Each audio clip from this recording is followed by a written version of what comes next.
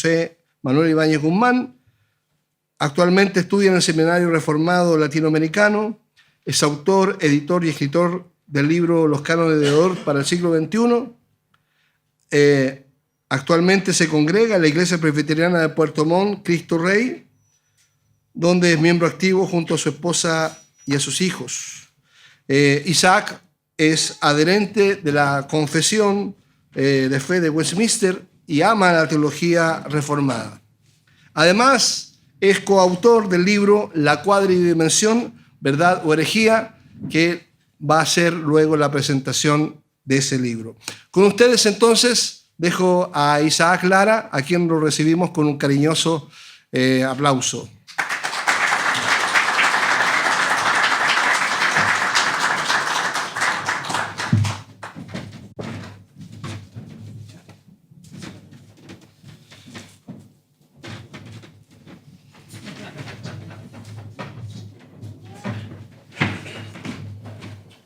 Soy más alto de lo que piensan.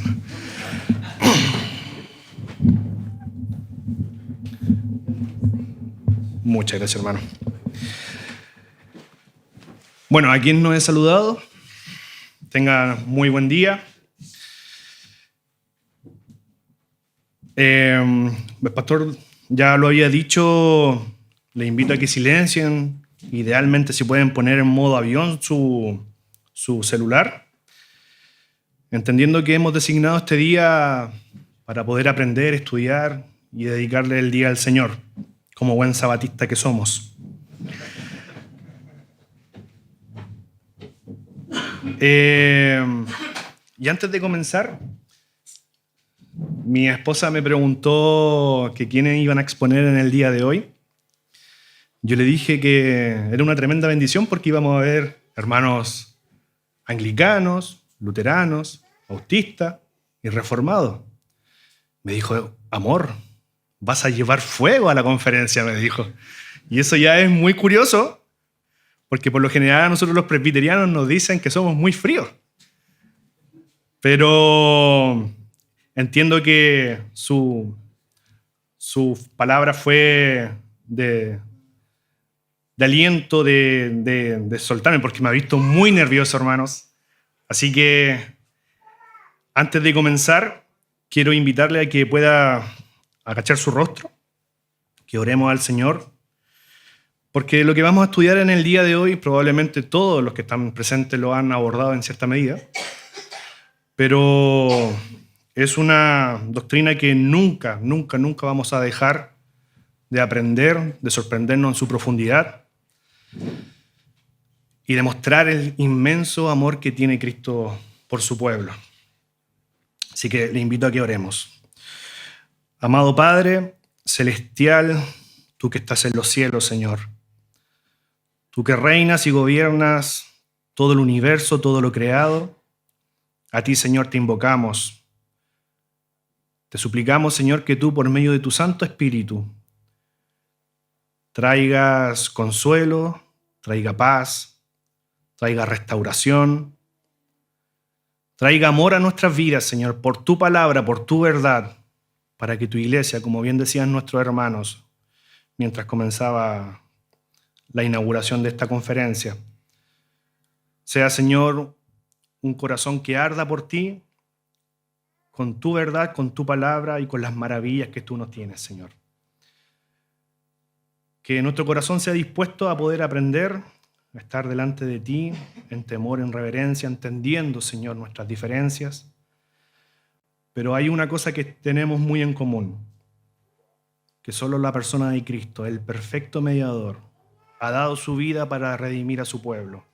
Y por Él estamos aquí, Señor, por la obra de su Santo Espíritu, y rogamos, Padre, que tu bendición sea en el día de hoy con todos los presentes.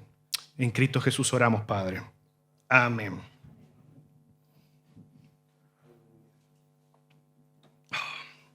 Bien, mis hermanos, como bien decía nuestro pastor, a mí me corresponde en el día de hoy poder abordar un tema que honesta y sinceramente me apasiona mucho. Desde que oí a un hermano por allá en el año 2012 haberlo oído hablar por primera vez de lo que era la teología del pacto, De ahí sembró una semilla en mi corazón, que espero esa semilla también sea implantada en el día de hoy en ustedes. Es mi anhelo en el Señor, que no me ha dejado tranquilo en estudiar, en buscar, en profundizar y en entender cada vez más la revelación bíblica. Y es esta teología llamada la teología del pacto que define muy fuertemente a la Iglesia reformada como tal. Amados en Cristo, hoy quiero invitarles a mirar la Escritura de una manera absolutamente distinta quizás para algunos. Hoy me corresponde contarles una historia de amor que es la historia más maravillosa que vas a escuchar en tu vida. Pero no vamos a comenzar en nosotros, ni en nuestra experiencia, sino que vamos a comenzar donde nos obliga la Biblia misma, a comenzar cuando queremos estudiar correctamente la salvación. Esto es, en la eternidad. Porque las grandes debilidades del cristianismo contemporáneo, como ya se ha dicho, es que ha reducido la salvación a una mera declaración emocional del momento, guiada por hombres, a una experiencia puntual, pero no necesariamente por algo que el Espíritu Santo ha hecho en nuestras vidas. Pero cuando la Escritura habla de salvación, hermanos, no la presenta como algo que comienza necesariamente en el hombre, sino como algo que tiene su origen en Dios antes de la fundación del mundo. Y es aquí donde entra la teología del pacto. La teología del pacto no es una doctrina secundaria, no es un sistema opcional, es la forma en que la Biblia misma se organiza a ella. Es la columna vertebral de la revelación bíblica. Si no entendemos los pactos, hermanos, no entenderemos correctamente la unidad de la Biblia. No entendemos correctamente tampoco la obra de salvación en Cristo y no podemos, por consecuencia, entender inclusive nuestra propia salvación. Pero cuando lo comprendemos, cuando lo entendemos, vemos que toda la historia apunta a una sola cosa: es a Cristo y a su obra redentora. Hoy vamos a recorrer este camino, hermanos, no desde el tiempo hacia atrás, sino desde la eternidad a este momento, a nuestro tiempo. Por tanto, esta ponencia será abordada bajo 4 puntos grandes. La primera es muy sencilla: ¿qué es un pacto? ¿Qué es un pacto? En segundo lugar va a ser el pacto de redención. Tercero, el pacto de obras. Y por cuarto y último, el pacto de gracia. Repito, ¿qué es un pacto? El pacto de redención, el pacto de obras y el pacto de gracia. Y en cada sección procuraremos responder a esta pregunta: ¿cómo esto nos lleva a Cristo?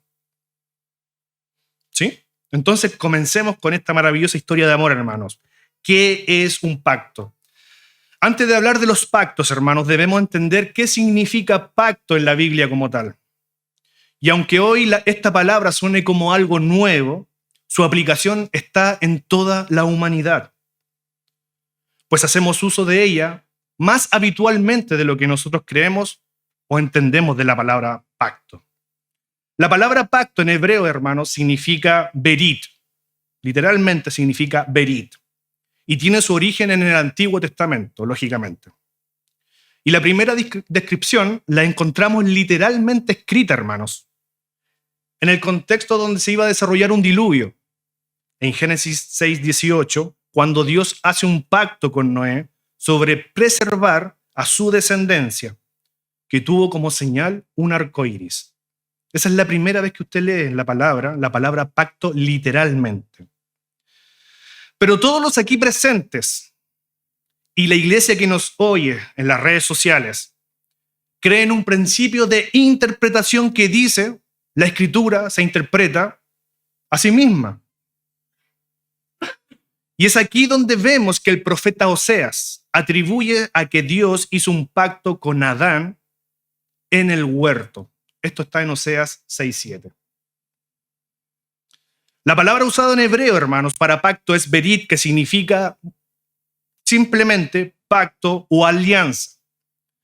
Y se refiere simplemente a un acuerdo que no es informal, sino a una relación establecida formalmente, con términos definidos, con responsabilidades muy claras y con consecuencias absolutamente reales. Repito, un pacto es una relación formal con términos muy definidos, y esto nos sirve inclusive mucho como sociedad, hermanos. Con términos definidos, responsabilidades claras y con consecuencias absolutamente reales. Y cuando el Antiguo Testamento fue traducido al griego, como bien sabemos, que es lo que nosotros conocemos como la Septuaginta, se eligió una palabra para poder traducir berit del hebreo al griego, que es su palabra diateque. Pero también había otra palabra, que era la palabra sunteque. Diateque y sunteque estaban para poder traducir la palabra del hebreo. Sin embargo, hermanos, la palabra sunteque generaba algunas complicaciones técnicas para la vida del pacto en los términos morales con Dios, con Dios. Dado que significa en su aplicación la palabra sunteque, que dos o más pactantes deben ser iguales en condiciones y ejercer absolutamente funciones iguales. Evidentemente esto, hermanos, no puede ocurrir con la criatura versus creador. Pero por otra parte, la palabra diateque expresaba el acuerdo de manera más realista, que significa técnicamente que es un testamento entre dos o más partes. Fíjense muy bien en esto y en lo que se preocuparon los traductores, donde la palabra diateque permite que el mayor pueda, entre comillas, rebajarse para aceptar al menor, nuevamente comillas, como igual. He aquí, hermanos, el Dios pródigo. Pero definir el término pacto no es suficiente para nuestras mentes, que siempre lo simplifica todo, hermanos. Es necesario entender a la luz de las Escrituras lo solemne y profundo que es el alcance de un pacto. Y por favor, acompáñenme a Génesis 15, donde Dios muestra lo solemne que para él es un pacto. Y el contexto es el siguiente, donde Abraham se encuentra siendo llamado por Jehová, Yahweh. Y el mandato era muy sencillo, salir de la tierra a una tierra gloriosa que tenía la promesa donde iba a fluir la leche y la miel y a toda su descendencia. Tiempo después de esto, hermanos, Abraham, siendo de edad muy avanzada, recibe la ratificación de un pacto, de este nuevo pacto, que tendría un hijo, y ocurre lo siguiente. Por favor, pongan mucha atención al relato de Génesis 15, del versículo 7 en adelante. Yo soy Jehová, dice Dios. Yo soy Jehová, el que te saqué de Ur de los Caldeos para darte a heredar esta tierra. Y él respondió, Señor Jehová, ¿en qué conoceré que la he de heredar? Y dijo, tráeme una becerra de 3 años y una cabra de 3 años y un carnero de 3 años y una tórtola también y un palomino. Y lo tomó él todo esto y lo partió por la mitad y puso cada mitad una al frente de otra, mas no partió las aves. Y descendían aves de rapiña sobre los cuerpos muertos, y Abraham las ahuyentaba. Más a la caída del sol, sobrecogió el sueño a Abraham, y aquí el temor de una grande oscuridad cayó sobre él. Versículo 3, entonces Jehová dijo a Abraham, ten por cierto que tu descendencia morará en tierra ajena, evidentemente apuntando a Egipto. Y será esclava allí y será oprimida por 400 años. Mas también la nación a la cual servirán, juzgaré yo. Y después de esto saldrán con gran riqueza. Tal como nos dice Éxodo 6 y Éxodo 10. Y tú vendrás a tus padres en paz y serás sepultado en buena vejez. Y en la 4ª generación volverán acá, porque aún no han llegado a su colmo la maldad del amorreo hasta aquí. Fíjense muy bien en esto. Y sucedió que puesto el sol, ya oscurecido, se veía un horno humeando y una antorcha de fuego que pasaba entre los animales divididos. En aquel día, Jehová hizo un pacto con Abraham. No voy a hacer exégesis de este pasaje, solo diré que la antorcha era Dios mismo pasando entre medio de los animales. El pacto bíblico, hermano, no es una negociación, sino que es una iniciativa soberana exclusiva de Dios. Dios no consulta al hombre para establecer su pacto. No lo hace. Dios no negocia los términos. Dios establece, Dios define, Dios garantiza el pacto al pasar Él por entre medio de los animales. Él es la garantía del cumplimiento de este pacto. Así de solemne es un pacto para Dios. Dios es solemne en su pacto, a tal punto que los elementos que se señalan en un pacto por él mismo son estructurados y muestran que el mayor o el menor detalle van a ser cumplidos por Dios. Esto resuena: ninguna palabra faltará sin que se cumpla de su palabra, hasta la coma y la tilde. Pues cuando vemos los pactos en la Escritura, hermanos, encontramos ciertos elementos muy constantes que constan de un iniciador, que siempre, hermanos, Dios, un representante, alguien que actúa en nombre de otros, y condiciones, lo que se requiere en un pacto. Pero también tiene la parte maravillosa, que como veremos al final de esta exposición, vienen con promesas. Lo que se ofrece, las consecuencias, lo que ocurre si se rompe en caso de no cumplir dicho pacto. Esto significa entonces, hermanos, que la relación del hombre con Dios no es abierta ni indefinida. No puedes tú acercarte a Dios como tú quieras. Esto ya dice mucho. No puedes definir tu propia espiritualidad, algo que está absolutamente de moda en nuestro contexto. Dios ha determinado cómo se relaciona con el ser humano, con Él. Como dijo un gran teólogo, nosotros no invocamos su presencia. Es Él quien nos convoca delante de su presencia. Repito, nosotros no invocamos su presencia. Es Él quien nos convoca delante de su presencia.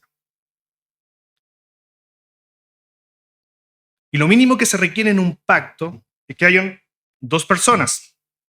Hermanos, esto me complica porque yo me muevo mucho, pero voy a tratar de no mover. Y aquí aparece un concepto muy clave, hermanos. Se requieren dos personas para poder ejecutar un pacto. Y aquí viene lo que se reconoce como la representación federal dentro de un pacto. Y en la Biblia Dios trata con la humanidad a través de representantes. Adán representa a la humanidad en el huerto del Edén y representa a todos los que habían de nacer. Por otra parte, Cristo representa a su pueblo. Esto significa que lo que hace el representante cuenta para todo el resto de aquellos que son representados. Esto será clave, hermanos, para poder entender entonces la caída y también, por otra parte, nuestra salvación. En Adán nuestra caída, en Cristo nuestra salvación. Es por esto que Cristo es el verdadero y perfecto representante. Desde el punto de vista ya podemos notar algo. Si la relación con Dios depende de un pacto, el pacto tiene condiciones, entonces necesitamos a alguien que cumpla esas condiciones correctamente.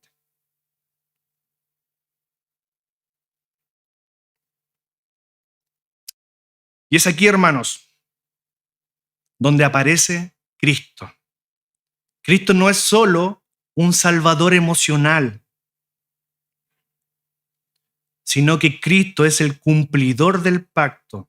Y esto nos lleva al origen de todo, hermanos.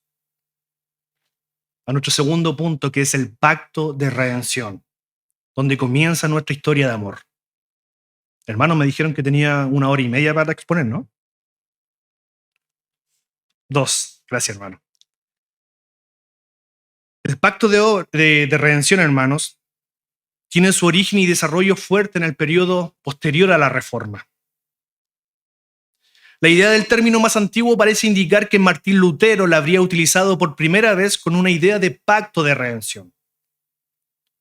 Sin embargo, desde el siglo XVI en adelante, esta doctrina, tomó auge en todos los círculos reformados hasta nuestros días, y es herencia y esencia doctrinal de los últimos 500 años de la Iglesia, donde las confesiones y los catecismos han dejado plasmado su legado para toda la Iglesia y para nosotros. Por tanto, como dijo Brakel, todos deben esforzarse por entender y usar esta verdad correctamente, haciendo alusión al pacto de redención. Por lo cual, para entender correctamente la salvación, hermanos, debemos comenzar donde inicia realmente, como ya dijimos, que es en la eternidad. Y el pacto de redención, hermanos, es un pacto eterno. Es un pacto intratrinitario, realizado entre las tres personas de la divinidad, entre el Padre, entre el Hijo y el Espíritu Santo, donde Dios determina redimir a un pueblo. Esto significa algo radical, hermanos. Dios no improvisa en su obra de salvación. Tú y yo no estamos al azar aquí. Dios no reacciona al pecado. Dios decreta la redención y los medios antes de la creación. Es decir, dentro de la Trinidad hay perfecta unidad en toda la obra redentora. El Padre escoge a un pueblo, el Hijo se entrega a sí mismo para redimirlo, y el Espíritu Santo, desde el inicio del tiempo, ha tenido su rol de aplicar esta redención a los que están destinados dentro de este pacto. No hay conflicto entre ellos. No hay planes alternativos. No hay incertidumbre. Todo está determinado en este consejo de paz dentro de las tres personas de la divinidad. Pero en este pacto de redención existe un eterno mediador. Cristo no comienza su obra en Belén, hermanos. Cristo es el mediador antes de la encarnación, pues en el decreto eterno, como dice Apocalipsis 13:8, que Cristo ya había sido inmolado desde el principio del mundo. Insisto, en el decreto de Dios, Cristo ya había sido inmolado desde el principio del mundo. Por tanto, cuando Cristo viene al mundo, no viene a ver qué pasaría con su venida.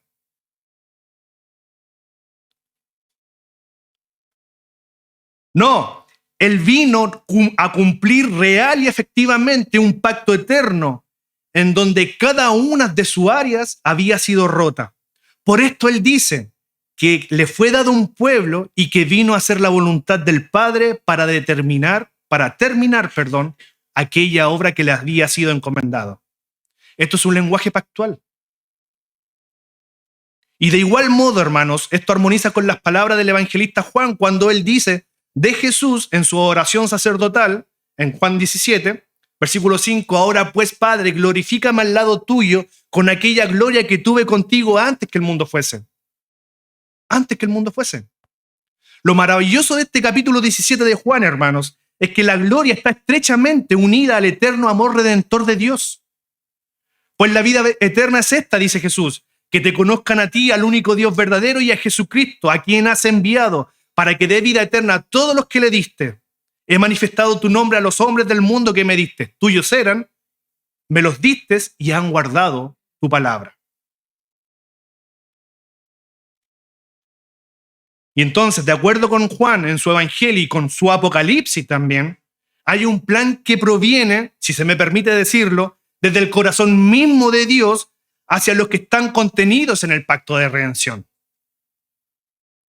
Lo cual tiene grandes implicaciones, hermanos, pues cambia completamente la forma en cómo entendemos nosotros la salvación. Y comprender esto nos lleva a ver la Biblia no solo como una historia, pues es exclusivamente una sola historia. Es única y exclusivamente un solo mediador. Es un solo relato unido por un antes y un después de que el mediador consumara su obra en la tierra. Pero también esto nos invita a todos los estudiosos de las Sagradas Escrituras, hermanos, a verlas como un solo pacto. Sí, queridos hermanos, hemos sido fuertemente influenciados por los títulos iniciales de nuestras Biblias, las cuales separan Antiguo Testamento y Nuevo Testamento. Para algunas escuelas interpretativas, esto lo ha guiado a ver historias distintas separadas con dos pueblos distintos. En otros, ha guiado a interpretar como dos pactos distintos con administraciones distintas, las cuales tienen implicancias prácticas en la vida de la iglesia. En otros, los ha guiado a no considerar el pacto y ver el desarrollo de toda la revelación como un reino. Y en otros, interpretando cualquier barbaridad según los deseos pecaminosos de su corazón. Bien, tenemos por ahí una supuesta herejía sobre la cuadridimensión de Dios, donde inventan cualquier barbaridad con respecto a la Escritura. Pero no, hermanos, la Biblia habla de un solo pacto y se revela a nosotros como un solo pacto. Tu Biblia tiene el antiguo pacto y el nuevo pacto, lo cual en el axioma, hermanos, tiene como resultado que el libro que tú tienes en tu mano o en tu celular es el libro del pacto. El libro del pacto. Por tanto, todas y cada una de sus palabras tiene el sello de esta revelación pactual. Todas y cada una de sus palabras tienen este sello de la revelación pactual. Entender entonces esto, hermanos, elimina el debate con los hermanos dispensacionalistas en su argumento de decir, si no está escrito, entonces no hay pacto. Pero hermanos, así como no está la palabra Trinidad en ninguna parte de la Escritura, sin embargo vemos en toda su enseñanza, desde la eternidad hasta nuestros días, y de igual manera en el pacto del Dios Trino, que ambas doctrinas permean por toda la Escritura de inicio a fin. De Génesis a Apocalipsis, el pacto y la Trinidad están reveladas en su Escritura. Pues tu salvación no depende de tu estabilidad, hermanos. No depende de tu fidelidad. No depende de tus emociones. Sino que descansa en un pacto eterno dentro de Dios que es fiel cuando tú eres completamente infiel. Y eso nos cuesta entender, que tú y yo somos absolutamente infieles, hermanos. Absolutamente infieles. Su juramento bajo su propio nombre en este pacto de redención no cambiará nunca jamás. Por eso Él nunca jamás va a ser tu Dios. Porque Él dice, yo seré tu Dios para siempre. Para siempre, hermano. Y permítanme hacer una ilustración de lo que pudiera ser el pacto de redención para que entendamos un poquitito más en lo que es práctico en esta vida. Y es una ilustración sumamente común, hermanos. El pacto de redención es como un paraguas, por así decirlo, donde en uno de sus extremos tenemos el pacto que inicia y en el otro extremo del paraguas es donde culmina. Es decir, el inicio del tiempo y la culminación del tiempo. Insisto, es una ilustración. Las ilustraciones siempre carecen de ser precisos en todas sus revelaciones. Pero el pacto de redención calza relativamente bien dentro de esta ilustración. Es como un paraguas donde comienza la eternidad y culmina en el final del tiempo. Y este pacto, hermano, entonces tiene una cobertura que abarca todo el desarrollo temporal, el pacto de redención, de los decretos divinos de Dios, donde las circunstancias de la humanidad y su creación continúan el curso soberano y providencial conforme al plan de Dios con su pueblo, que tiene como resultado único y final la gloria de su nombre. La gloria de Dios, no de la humanidad. Es de Dios.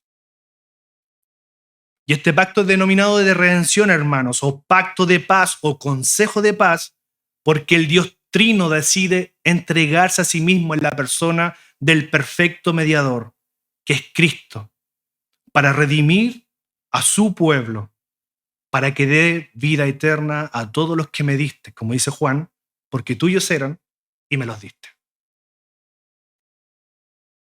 Y eso no es una probabilidad, es una promesa, es un pacto. No es probablemente nos va a salvar. Te va a salvar. Entonces, este pacto de redención tiene su inicio en la eternidad, pero en el transcurrir del tiempo se manifiesta y se ejecuta bajo dos grandes pactos, hermanos, que sería el pacto de obras y el pacto de gracia. Pero antes de comenzar con nuestro primer pacto, no se me adelante, antes de comenzar con este primer pacto que se desarrolla en el tiempo, es necesario tener presente que el pacto de redención muestra a Cristo como el centro de todo, lo cual evidentemente no elimina ni al Padre ni al Espíritu Santo. No lo hace, puesto que la Trinidad es quien obra en la obra redentora completamente. Pero Cristo tiene esa labor, por así decirlo, de protagonista, puesto que es Él el elegido como el mediador. Él ejecuta la redención, Él garantiza el resultado.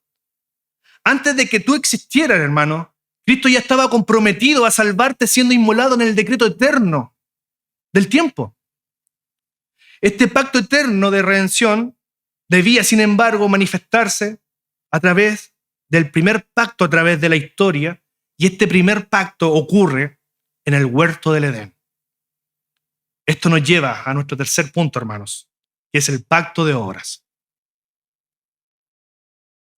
La eternidad ha llegado a la tierra y este primer pacto, conforme al periodo del tiempo, es denominado como pacto de obras.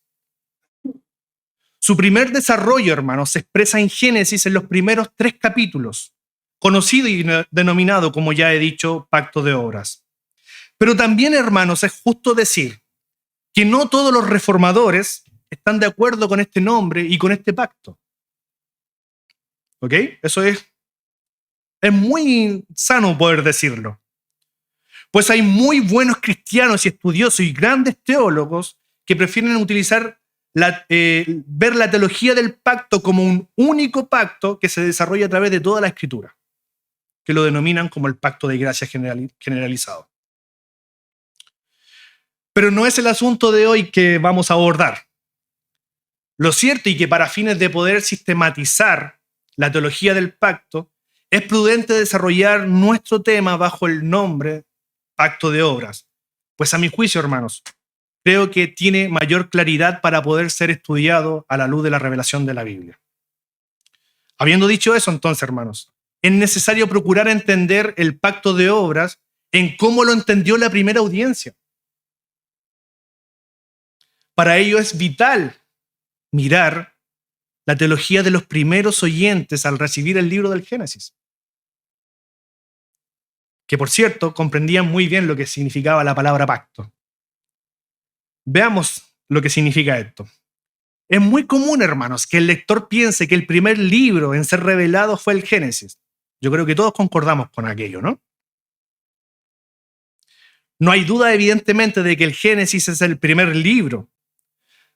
Pero el Éxodo ya se estaba viviendo y desarrollando cuando el Génesis se comenzó a escribir. Por tanto, la audiencia que tuvo por primera vez el libro de Génesis ya estaba viviendo su Éxodo y la libertad con la cual Dios lo había libertado. Y esto es relevante, hermano, poder entenderlo. Es absolutamente relevante. Pues es necesario analizar un poco la teología que tenía desarrollada ya esta generación saliente para poder comprender con mayor claridad lo que estaba ocurriendo en Génesis 1, 2 y 3 con respecto al pacto de obras. Es muy relevante. Israel ha aclamado en Éxodo 2:23. Se ha quejado de su esclavitud. Pero Dios escuchó su clamor y se acordó de su pacto con Abraham, dice la Escritura. Y se acordó de su pacto con Abraham, con Isaac y con Jacob en el versículo 24 del capítulo 2. Entonces Dios llama a Moisés y dice al pueblo esclavo: Jehová me ha enviado a vosotros. Este es mi nombre para siempre. Con él me recordarán por todos los siglos. Éxodo 3:15. Sin embargo, hermanos, Israel solo había oído el nombre de Dios omnipotente, de acuerdo a lo que nos dice Éxodo 6:3. Y paralelamente, Moisés comienza el capítulo 1 de Génesis con el nombre Elohim. Esto es maravilloso, hermanos. Que significa el Dios creador omnipotente. Entonces Israel conocía este nombre, el nombre de este Dios, Elohim. Así comienza en el principio creó Dios, Elohim. ¿Ya? Entonces Israel conocía a este Dios, sabía que era el Dios de sus padres, pero no conocían al Dios del pacto ni el nombre pactual y relacional que Dios tenía hasta ese momento. Y es aquí donde surge la conexión con Génesis 2 y el pacto de obras, puesto que Israel vio cómo Jehová los libertó de Egipto y lo hizo por juramento de su nombre. Es entonces, hermanos, que Israel sale de Egipto entendiendo el significado del nombre del pacto, que es Jehová. En la transliteración, el yo soy. Y dice el doctor Joel Vick que este nombre tiene un doble significado. Significa señorío soberano y la fidelidad al pacto. Eso significa el nombre Jehová, señorío soberano y fidelidad al pacto. Es evidente entonces, hermanos, que en Génesis 2 Dios da a conocer a Adán y a su simiente se da a conocer como Jehová, el Dios del pacto. Esto no era un lenguaje extraño para el primer israelita que oía a Moisés y a los ancianos con respecto al relato del Génesis. Es decir, hermanos, Israel entiende que en Génesis Dios da un pacto con Adán. Y al analizar el género literario de los primeros 11 capítulos de Génesis, se debe tomar en cuenta los claros y numerosos paralelos y semejanzas entre los relatos bíblicos y las narraciones que hay del cercano Oriente, en especial la cultura mesopotámica. El autor inspirado del prólogo primitivo, me refiero a Génesis, se nutrieron de este material y de la forma de hablar que había en el contexto de la época. Entonces, interesantemente, cuando Moisés comienza a escribir Génesis, el pueblo ya sabía que Dios se dirigía a ellos por causa de su pacto. Por lo cual es natural que más allá del hecho si se encuentra la palabra pacto en el pasaje o no, Israel lo entendía como tal. Dado que es Dios mismo, se estaba dirigiendo a ellos como Jehová, que ese es el nombre del pacto. El nombre del pacto que los liberó de la esclavitud de Egipto. Tal como dice Gerardus Voss, la revelación se le mostró a Moisés mediante una visión. Por lo tanto, es una profecía en retrospectiva. Es maravilloso lo que dice Gerardus Voss. En retrospectiva. Dios ha creado los cielos y la tierra.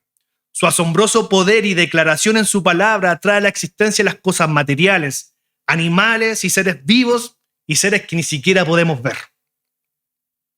Luego, al final del capítulo 1 de Génesis, se relata la formación de Adán y Eva.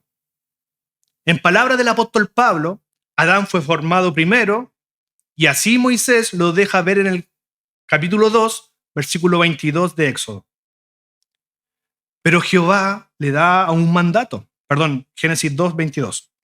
Pero Jehová le da un mandato a Adán antes de que la mujer fuese formada, al parecer lo que nos revela el relato bíblico. Pues dice, y mandó Jehová Dios al hombre. Y mandó Jehová Dios al hombre, Este mandato era no comer, mas del árbol de la ciencia del bien y del mal no comerás, porque el día que de él comiere, ciertamente morirás. Esto está en Génesis 2, 16 y 17. Y Oseas 6:7 reconoce que este lenguaje es un lenguaje pactual. Y es muy interesante notar que la versión NTV, una traducción, se me fue el nombre, tal cual, lo pone como una cita al pie de página que dice: pero en Adán ustedes rompieron mi pacto. En la traducción dinámica. Es muy interesante la traducción que hace la NTV, que por cierto calza muy bien con la visión que tiene Oseas. Y es por esto también, hermanos, que la Confesión de Fe de Westminster, en el capítulo 7, dice que del pacto de Dios con el hombre, en su segundo punto, el primer pacto hecho con el hombre fue un pacto de obras, en el cual se le prometió la vida a Adán y en él a su posteridad, bajo la condición de obediencia personal y perfecta. Eso dice la Confesión de Fe. Y como bien sabemos por el relato bíblico, hermanos, Adán rompe este pacto, ¿cierto? Comió del fruto.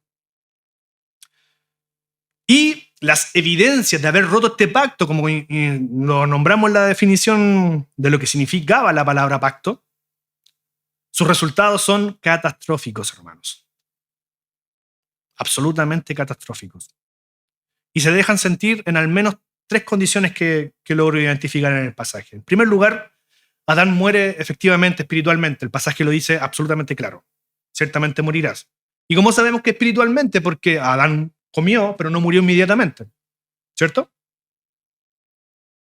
Entonces, evidentemente murió espiritualmente. Y estas consecuencias son trágicas, dada que cualquier descendiente del perdón, tendrá esta naturaleza contraria a Dios y a su pacto. Por eso Adán es un representante federal. En segundo lugar, Adán pierde toda santidad, toda justicia, toda moralidad. Y en tercer lugar, Adán pierde toda dignidad dentro del pacto de Dios, dentro del pacto de obras. Repito, muere espiritualmente, pierde toda santidad, justicia y moralidad, y además pierde toda dignidad. Por eso, ¿quién es el digno de abrir los sellos? Solamente el que es digno. La palabra digna usted no lo crea, es muy común, pero es una palabra absolutamente pactual, hermanos. Y quisiera señalar lo siguiente con respecto a la palabra de dignidad de Adán, hermanos, dado que él no posee la misma dignidad que su creador Dios.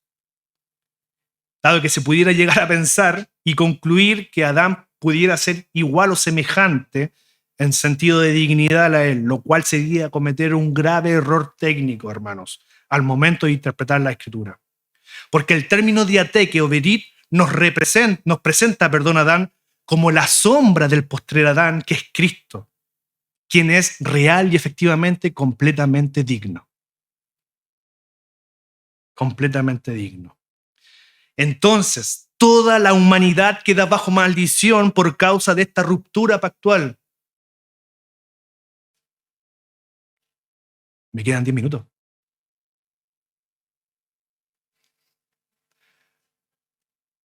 Wow. Entonces, no esperaba eso, hermanos. Entonces toda la humanidad queda bajo maldición por causa de esta ruptura pactual y lo que bien se conoce como la caída.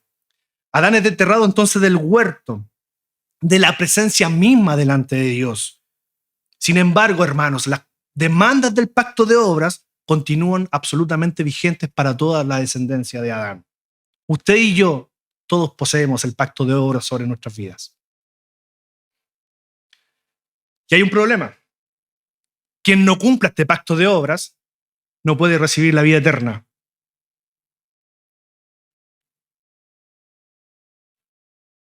Porque quien no cumple la ley no puede estar delante de Dios. Voy a saltarme mucho material, hermanos, porque me quedan 10 minutos.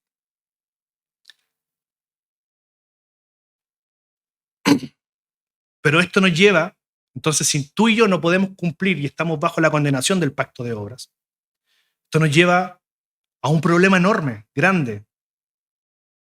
Si tú y yo no podemos cumplir porque ya venimos manchados desde nuestro nacimiento con nuestro pecado,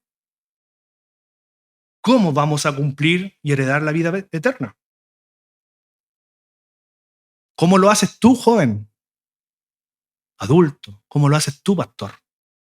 ¿Cómo lo haces tú, hermano? Si estás manchado ya con el pecado desde que naciste, ya estás enemistado con Dios.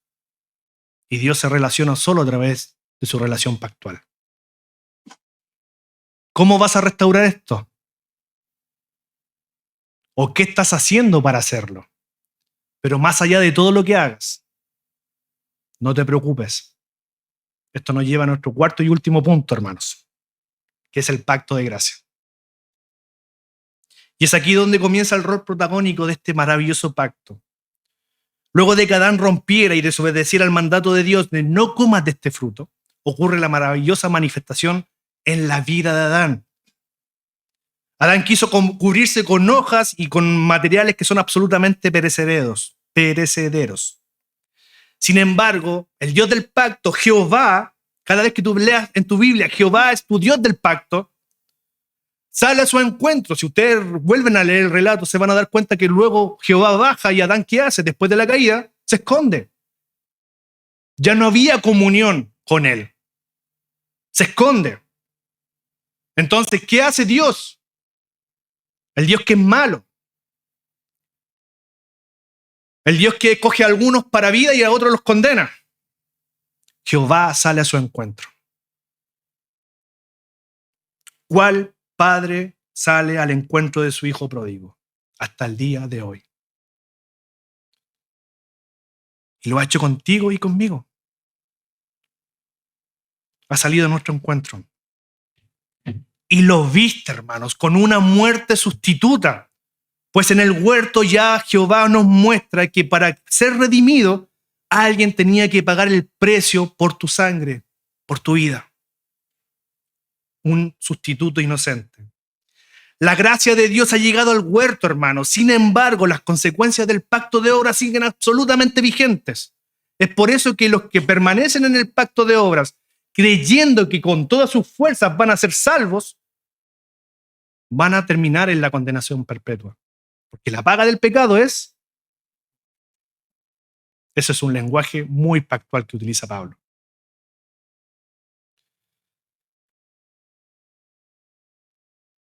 Es por esto que en los capítulos siguientes de Génesis, hermano, la maldad de una simiente crece solo de continuo el mal. Solo de continuo el mal, odiando a Dios, tal como lo vemos en nuestra sociedad en nuestros días. Pero una simiente recibe gracia. Y la pregunta es, ¿por qué recibe gracia si tampoco ha cumplido el pacto de obras? La respuesta descansa en el postrer Adán, hermanos, Cristo. El postrer Adán, Cristo. Y en su obra que iba a ejecutar llegado el cumplimiento del tiempo, como dice Pablo en Gálatas. El rey eterno, y todo, Él es el Rey eterno y todo converge en Él, hermanos. Todo en Él. Y Apocalipsis 3:8, como ya lo abordamos en cierta medida, nos recuerda nuevamente que el Cordero fue inmolado antes de la fundación del mundo, en el decreto eterno de Dios. Por tanto, el pacto de gracia, hermanos, es la manifestación histórica del plan eterno de Dios para salvar y redimir a pecadores. No se basa en nuestras obras humanas, sino que se basa exclusivamente en la obra perfecta de Cristo, que en ese entonces apuntaba a la cruz de Cristo. Este pacto de gracia comienza en Génesis 3:15, luego de la caída. Dios promete una simiente de la cual vendría un Salvador. Y en medio del juicio aparece la gracia. Donde abundó el pecado, sobreabundó la gracia. Y así fue, hermanos, desde el inicio. Desde el inicio. Este pacto se desarrolla progresivamente con Adán, con Noé en preservación, con Abraham en promesa, con Moisés bajo la ley, con David bajo un reino. Todos y cada una de estas etapas y promesas apuntaban y revelaban de manera progresiva al cumplidor del pacto máximo, que es Cristo Jesús muriendo en la cruz por ti. Cristo es el mediador. Cristo cumpliría toda obra justa, hermanos. Toda obra y toda justicia para restaurar el pacto de obras roto por el primer Adán. Para que todos los suyos puedan estar con él en perfecta justicia, sin manchas y en perfecta armonía, restaurando la dignidad de su creación. restaurando la dignidad de su creación. Es por esto, hermanos, que el evangelista Juan dice: y esta es la vida eterna, que te conozcan a ti, al único Dios vivo, y a Jesucristo, a quien has enviado. Yo te he glorificado en la tierra y he acabado la obra que me diste que hiciese. La obra que me diste que hiciese.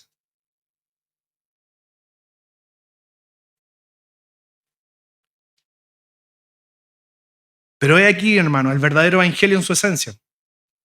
Pablo dice en su carta a Timoteo: porque hay un solo mediador, un solo Dios y un solo mediador entre Dios y los hombres, Jesucristo hombre. Por eso no podía ser un ángel, porque no nos representa como hombres. Tampoco podía ser un hombre común y corriente, porque no nos representa como Dios. Debe ser Dios para representar a Dios y debe ser hombre para representar a hombre. Cristo cumple ambas cualidades. Cristo cumple ambas naturalezas. Hay un solo mediador entre Dios y los hombres, Jesucristo hombre. Y el término mediador, hermanos, literalmente significa mesites, que es una palabra, adivine qué, absolutamente pactual. Que significa un mediador es alguien que se pone entre dos partes para traer paz. Pero en este caso es algo más profundo. Para poder salvar a las personas, ese mediador no solo se debe presentar a Dios, sino también ser como los hombres. Es decir, debe tener la naturaleza de Dios, ante quien intercede, y al mismo tiempo compartir la naturaleza humana de aquellos a quienes viene a salvar. El Evangelio es una verdadera carta de amor. Dios es un romántico. Y Pablo concluye aquí, hermanos, diciendo que Él se dio a sí mismo en rescate por todos, de lo cual se dio testimonio a su debido tiempo. Nuevamente, la eternidad en el tiempo.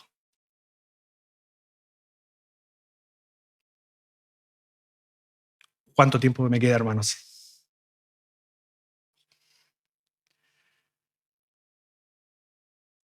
Pero tú, hermanos, ¿de qué lado del pacto estás? ¿De qué lado del pacto estás?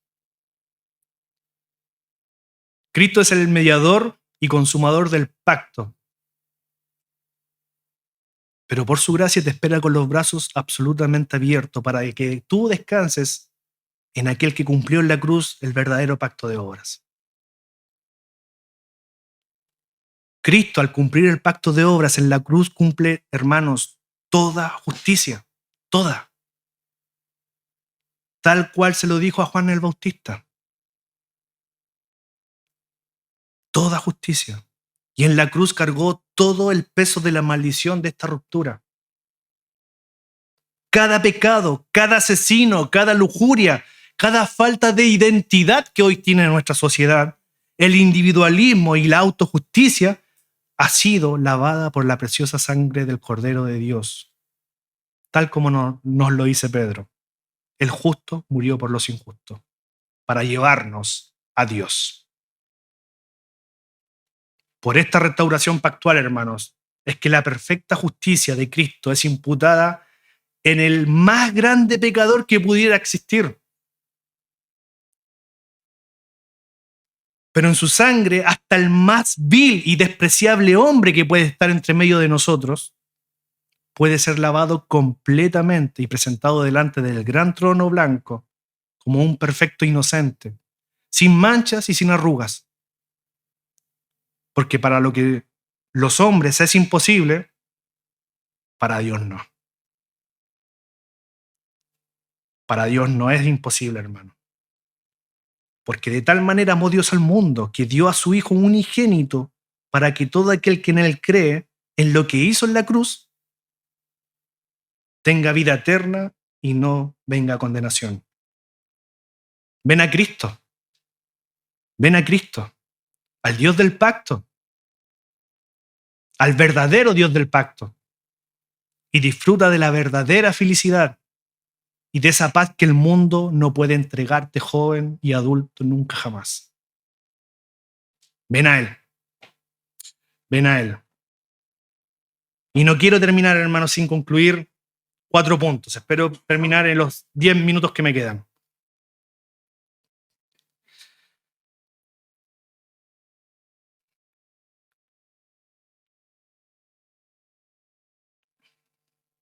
El pacto, hermanos, es una realidad que todo ser humano vive. Todo ser humano vive. Ya sea que estés consciente o no de esta realidad, toda su vida se mueve de acuerdo a pactos. La familia que desea adquirir su primera vivienda firma un contrato con estipulaciones de pago y en el caso de no pagarla, ya sabemos lo que ocurre. Cumplir el acuerdo concluye con una adquisición de una nueva propiedad, la propiedad soñada, pero al no cumplirlo, trae sufrimiento y ruptura en una familia. Todo trabajador firma un contrato con su empleador. Cumple si eres bueno, ganas catch. Pero no cumples con lo estipulado, tu despido es cosa de tiempo. Un matrimonio vive bajo realidades pactuales. Este es mi closet, dice mi esposa, y este pequeño cajón es tuyo. Y es así. No se puede romper ese pacto, hermanos. Un partido de fútbol posee acuerdos de un pacto. ¿Qué significa una falta? ¿Dónde sale la pelota? Etcétera. La tribu más escondida, por esencia, se mantiene bajo acuerdos pactuales. El mundo vive bajo los pactos de paz, hermanos. El pacto es una realidad cotidiana en todo el universo. Segundo, el pacto de redención trae consuelo a todo creyente que está disfrutando de su salvación, aquí y ahora. Y esto no salta a tu corazón solo de pensar que Dios te tuvo en la mente en la eternidad pasada, hermano.